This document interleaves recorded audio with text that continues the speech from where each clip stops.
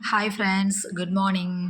இன்றைக்கி நம்ம ஹார்ட்டை பற்றி தான் பார்க்க போகிறோம். அது எங்கே பார்த்தாலும் ஹார்ட் அட்டாக்ல இறந்துட்டாங்கன்னு தான் நியூஸ் வருது. எனக்கு தெரிஞ்சுமே ஹாஸ்பிட்டல்லையே யங்ஸ்டர்ஸ் ஒரு 2 பேர் 2, 3 பேர் ஏன் காதுபட இறந்துருக்காங்க நியூஸ் வந்திருக்கு. பக்கத்து வீட்டு பையன் 32 வயசு தான் ஆகுது. அவனுக்கு கல்யாணம் ஆகி 6 மந்த் பேபி கையில் இருக்குது.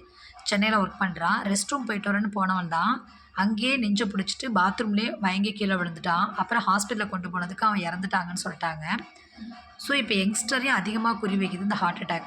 ஸோ அதுக்கு என்ன காரணம்னா, நம்ம வீட்டில் சமைக்கிற ஃபுட்டே சாப்பிட்றது கிடையாது. எல்லாமே ஆன்லைன் ஃபுட்டே சாப்பிட்றது, பேக்கெட் ஃபுட்டு வாங்கி சாப்பிட்றது, இதெல்லாம் நம்ம அவாய்ட் பண்ணணும். வீட்டில் சமைக்கிற ஃபுட்டே சாப்பிட்ணும். நல்ல ஃப்ரூட்ஸு, வெஜிடபிள்ஸ், கீரை வகைகள் இதெல்லாம் கண்டிப்பாக எடுத்துக்கணும். இப்போ இருக்கிற குழந்தைங்களுக்கு கீரைனாலே சுத்தமாக பிடிக்க மாட்டேங்குது.